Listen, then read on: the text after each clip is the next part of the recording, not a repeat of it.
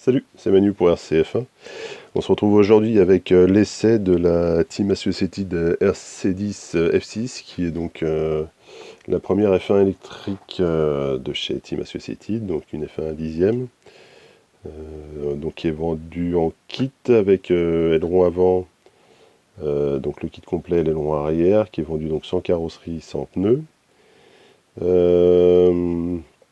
Alors, je ne sais pas si vous l'avez noté déjà, mais le aileron avant, c'est pas celui du kit. Ici, c'est un aileron tech. Celui du kit, malheureusement, voilà, il a cassé. Alors, bon, c'est des choses qui arrivent hein, pendant les tests. Donc, il a cassé au niveau du T ici. Je vais vous montrer. Voilà, comme ça, on parle tout de suite des choses qui fâchent et puis après, on passe à autre chose. Bon, c'est vrai qu'il y a un grand porte-à-faux. Est-ce que c'est un défaut de fabrication ou est-ce que c'est pas de bol? Je peux pas vraiment vous dire, mais bon, ce sont des choses qui arrivent. On sait que les kits, hein, les ailerons avant, ce sont un petit peu les pare-chocs hein, de nos F1, donc ce sont des choses qui peuvent arriver. Donc, le reste du montage, on va partir un petit peu de l'avant, on va aller comme d'habitude vers l'arrière du châssis, on va parler un petit peu du... Donc, comme je vous l'ai dit, sur les ailerons avant et arrière, c'est compatible avec les ailerons du marché, donc vous pourrez remplacer par ici du Montec ou du X-Ray ou du Tamiya, ce que vous voulez. Là-dessus, pas de souci, c'est le standard. C'est dommage parce que celui du kit est vraiment très joli, puis il est très aux normes en fait du règlement 2007 de la Formule 1 à l'échelle 1.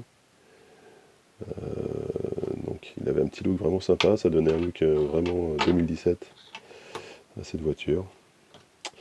Avec un support aluminium ici. On a donc pour le train avant, en carbone, tout carbone. Et comme à l'accoutumée, on retrouve un petit peu ce qui se fait maintenant partout, des bushings pour régler la chasse et le carrossage. Donc des bushings, comment on pourrait appeler ça en français, des cales, des cales ici. Donc avec plusieurs degrés de réglage. Donc pour la chasse, on aura je crois, c'est 3 degrés, de 3 à 12 degrés. Ouais, c'est ça, de 3 à 12 degrés, avec une préconisation dans le kit à 9 degrés. Et pour le carrossage de 1 à 2,5 degrés, et le kit préconise là 1,5 degrés. Voilà, c'est ce qu'on retrouve un petit peu partout. Donc là-dessus, pas de problème. Là, il est monté à 12 degrés. Parce que j'avais pas beaucoup de grips là, sur la piste où j'ai testé. Donc ça m'a aussi permis de faire bien des tests. La chose intéressante sur le train avant, c'est que le droop ne serait pas comme d'habitude avec des cales en dessous la fusée, mais se règle ici, en fait, avec des rondelles qui viennent se caler voilà, en dessous de la vis ici. Une vis qu'on pourra venir régler précisément, si besoin, à travers le bras supérieur. Donc ça c'est pas mal. Donc autrement, qu'est-ce qu'on retrouve? On retrouve ici en fait dans le kit il y aura deux renvois de direction, un long et un court, donc ils mettront, là c'est le court hein, qui est monté de base sur le kit, c'est celui qui est préconisé. Le long lui donnera plus d'Ackerman sur l'avant. Il sera montable, donc là ici il est monté, je ne sais pas si vous le voyez, il est monté sur le châssis et on pourra le monter également flottant si besoin. Hein, donc tout le montage flottant, que ce soit pour le renvoi de direction, pour le servo, c'est dans le but de donner plus de flex au châssis. Hein, donc c'est vraiment réservé aux pistes à peu de grippe. Hein, plus on va prendre de grippe, plus on va rigidifier le châssis. Donc on montera par exemple le servo sur le châssis au lieu de le monter en flottant comme ici. Donc on a ces deux options, donc je vous l'ai dit, pour le renvoi de direction, pour le châssis. Qu'est-ce qu'on peut dire d'autre? Et on a deux positions aussi sur les... Je sais pas si on le verra. Sur la grande barre, en fait ici on aura deux positions. Sur la petite on n'en aura qu'une seule. Deux positions ici. On a dans le kit intégré le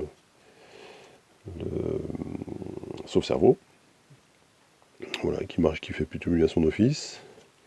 Là-dessus, pas de souci. Un petit peu plus loin, donc on va retrouver deux supports en fait tout autour du châssis qui vont venir emprisonner la batterie, donc l'empêchant de bouger, la calant un petit peu.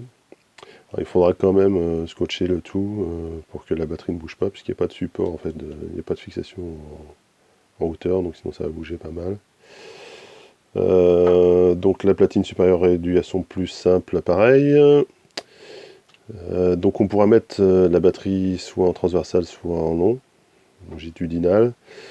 On aura des bloqueurs d'accu ici. On en a un autre qui est prévu dans le kit pour bloquer de l'autre côté si on le met en long. Donc là-dessus, pas de difficulté. L'amortisseur central, lui, dans le kit, je crois que c'est de la 400, c'est du 400, quelque chose comme ça. C'est plutôt pas mal ce qui est fourni dans le kit. On va également avoir dans le... Je crois qu'il y a plusieurs pistons. Je reprends un petit peu le manuel, excusez-moi. Je crois qu'il y a plusieurs trous en fait, plusieurs pistons avec plusieurs trous. Il faudrait que je revérifie ça. En plus j'ai pas pris les pièces à côté, c'est dommage. Bon, c'est pas grave. Sinon bon, on pourra jouer sur la dureté de l'ouïe, là-dessus il n'y a pas de souci, mais le réglage de boîte c'est pas mal. Le ressort aussi est assez souple, mais un petit peu progressif. Donc là ça marche bien. On aura deux dumpers classiques à graisse, un petit peu sale parce que ça n'a pas mal roulé. Donc de numper à graisse, dans le kit, il préconise de la 10 000. La 10 000, c'est vraiment un setup conservateur. On pourra monter un petit peu plus si on a un peu plus de grip ou si on a un petit peu plus d'avant. Ça, c'est pas mal. Des ressorts latéraux avec des links, la classique, pour régler le retour et bien sûr le twig de la voiture. Et la partie qui est intéressante dans ce kit, alors je sais pas si on va bien la voir, hop là, on va essayer par là, voilà. On va essayer par là. C'est cette pièce-là ici. Donc ce support de rotule central, ce support de pivot en fait. Alors d'habitude sur les autres châssis, on avait tendance à avoir en fait à serrer une rotule et puis à essayer de se débrouiller pour que le pod soit libre, etc. Là-dessus, il n'y a absolument aucun réglage à faire en fait. La pièce en plastique là qui est entourée de la pièce aluminium, en fait, et vient emprisonner une rotule qui est directement vissée sur le châssis. Donc il n'y a absolument rien à régler. On monte en fait à la rotule et ça se clipse tout seul. Voilà, donc il n'y a aucun jeu. Ça marche très bien. Donc ça c'est plutôt un réglage intéressant. Donc il n'y a pas grand chose à faire là, on est sûr d'avoir un pod qui est libre.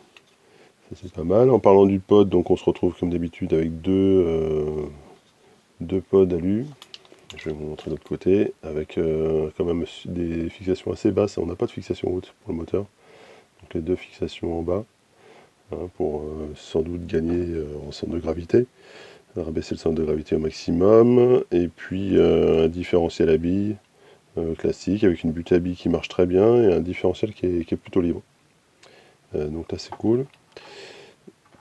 Et puis derrière, on va retrouver le support d'aileron avec 4 positions, donc un réglage haut quand on a peu de grip à l'arrière, et puis on va redescendre à fur et à mesure qu'on retrouvera du grip. Et puis sur l'aileron lui-même, on aura 3 positions là sur la petite aile, là, qui nous permettront là aussi de retrouver du grip si besoin. Donc on pourra monter ou descendre. Un réglage intéressant. Sur l'aileron avant, il n'y a pas de réglage, par contre. J'ai oublié de vous le dire, mais il n'y a pas de réglage. Le kit de base est fourni et n'est pas réglable. Donc voilà ce qu'on peut dire sur le montage.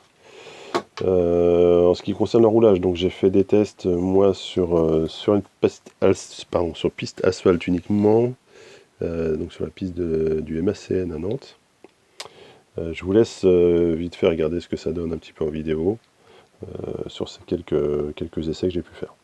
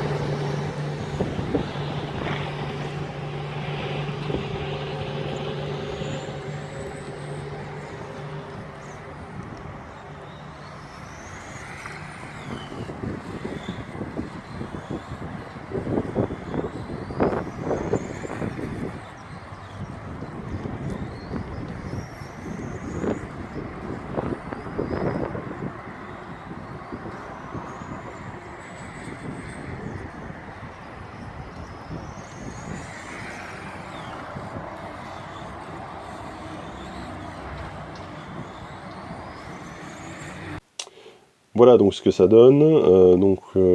C'est un châssis, comme vous avez pu le voir sur la vidéo, qui est relativement facile à emmener. Avec le réglage de boîte, il n'y a pas grand chose à en dire. Il est un petit peu sous vireur quand même.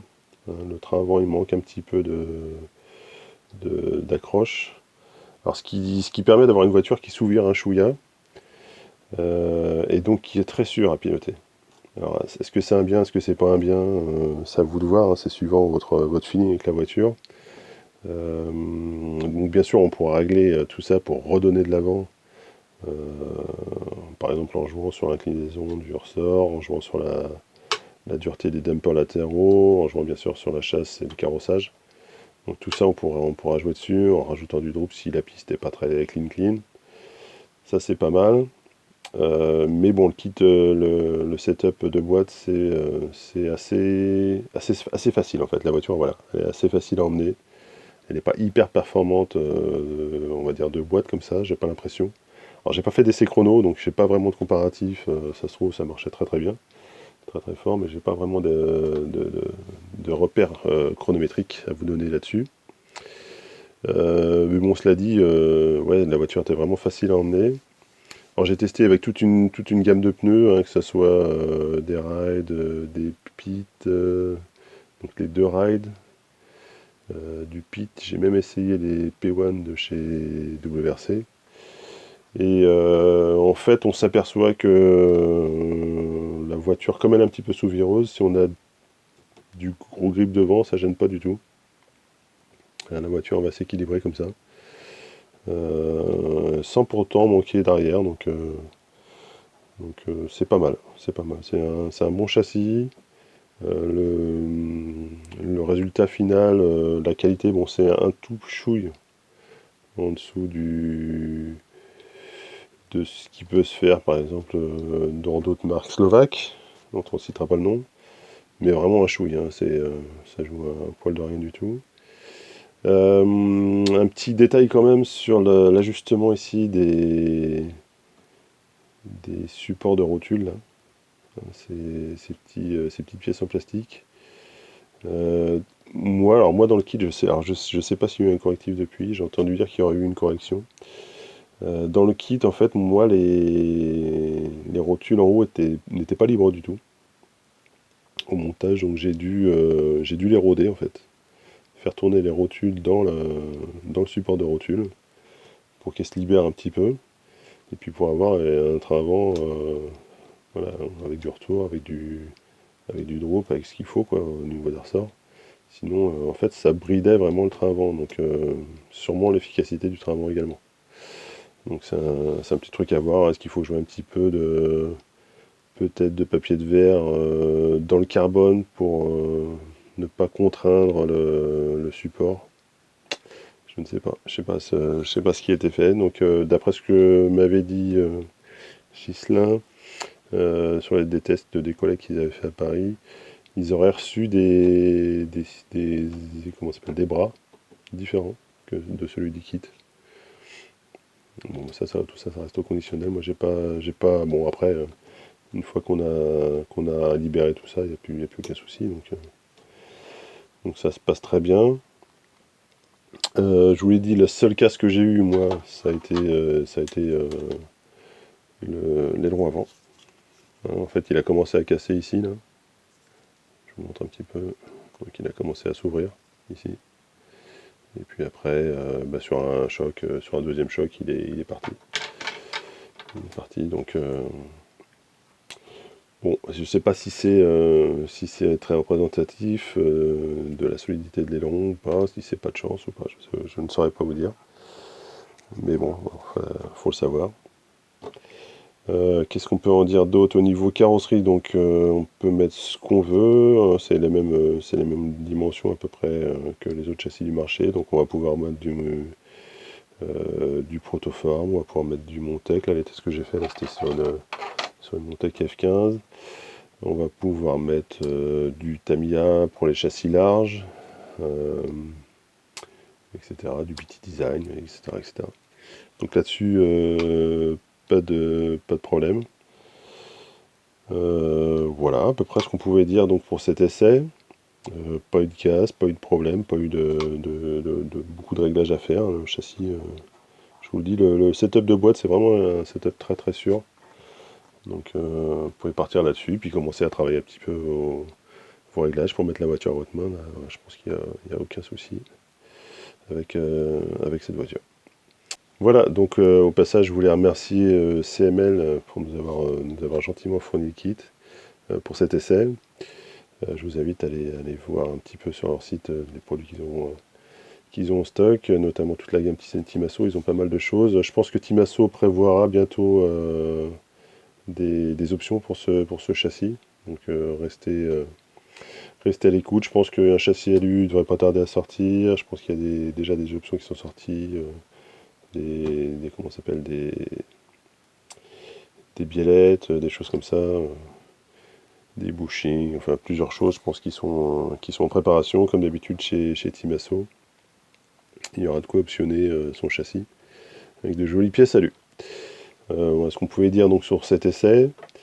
Moi en attendant je vous laisse ici pour cette vidéo. Comme d'habitude, si vous voulez vous abonner à la chaîne YouTube, n'hésitez pas, comme ça vous saurez à l'avance quand les vidéos arrivent, pas à l'avance mais vous serez averti dès qu'elles seront disponibles. Et on a également notre page Facebook si vous voulez y jeter un œil. Je mets un petit peu plus d'informations forcément que sur le site, hein. Je relaie un petit peu plus de choses qui ne sont pas forcément très pertinents à mettre sur le site. Et puis bien sûr, comme d'habitude, notre forum rcf1.fr où la communauté continue à prospérer. C'est toujours enrichissant de changer nos expériences de pilotage de F1.